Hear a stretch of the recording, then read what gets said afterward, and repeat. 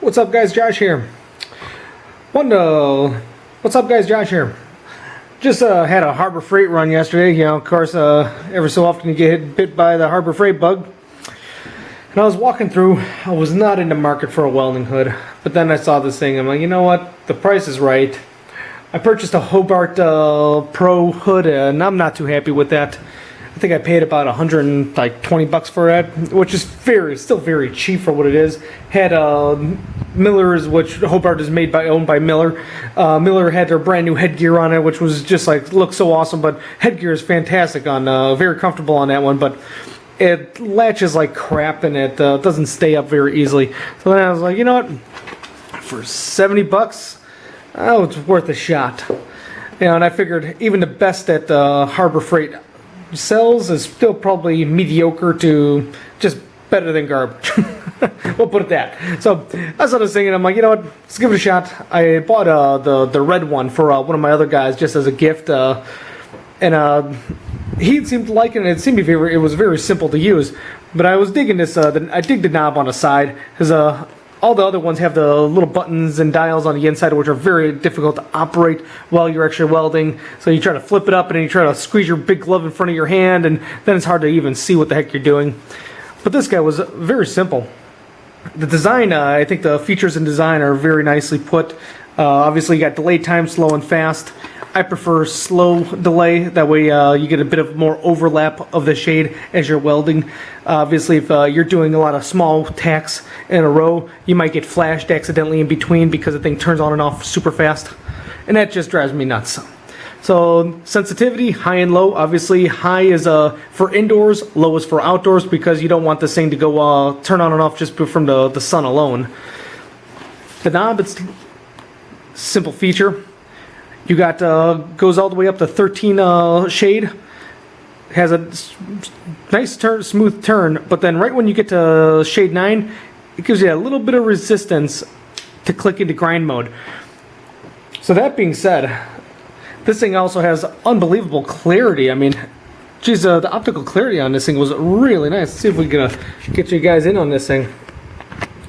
So just being able to see details, I was quite impressed with this. Yeah, this thing is quite nice. Even my Jackson Next Gen is not this bright. The Hobart, nowhere close to this. But yeah, this thing is, I mean, it's like wearing a pair of sunglasses, even though it's an auto darkening hood. This one, it's that bright. It's very nice. Now, next, lens the operation. So if you wanted to swap out your lenses, I already spoke about the features here, but if you wanted to swap out the lens, it's got these simple slide knobs right here. Click them open, this thing lifts out effortlessly. I mean, that was just simple. Lens, the front lens itself is smaller than a standard lens, than a standard Jackson lens. I was always on the hunt for a Jackson Next Gen replacement. The Next Gen was just beautiful because it took standard lenses. I mean, they pretty much, that's a standard in the industry. So why not? Of course, everybody wants to sell you their own custom lenses just because it's a consumable. That's how they get you. They sell a $400 hood, they get the price down to $200, but then they catch you on custom lenses, and you have to buy their lens. So this guy's quite thin and quite cheap. This is garbage, honestly. I was about to buy a replacement pack of these, but I didn't even want to bother doing that just because, yeah, I have standard Jackson lenses. I think I'm just going to go ahead and score the Jackson lens, snap it, and try to use them in here. They're a little thicker than this, but yeah, you can see this thing has a natural curve just because of the way the hood is. You can see the curve right there. So it does curve the lens a little bit just for a bit more strength, and so it's just not so flexy and whatnot. All right, let's get this guy back together. There's no gasket around the lens itself. Jackson lenses generally have that gasket around it. This guy's very simple to still clean and maintain. Yeah, it's hooked on. Slide. That has got to be the simplest operation for popping out a lens I've ever used. Headgear itself. Headgear does not have any locks in it, so if you flip this thing upward, there's no mechanical click or lock that holds it up.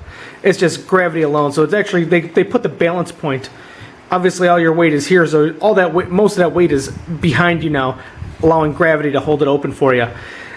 I thought that might be an issue just because, again, I had a lot of trouble with my Hobart on that one. But yeah, I used this thing a few times already, and actually it's not bad. It's pretty comfortable. And since the optical clarity is that bright, generally, I mean, you could keep your hood down for detailed work. As long as you're in a moderately well-lit shop, you don't need to flip your hood up to see details. This thing is that clear. So again, it's an impressive. I was impressed with the clarity. Headgear itself, it's basically mimicking the traditional style. Top headband. They have an extra wide wraparound for your actual the cushion, the sweatband. That's what I kept trying to say. The ratchet mechanism is okay. This feels like cheap plastic.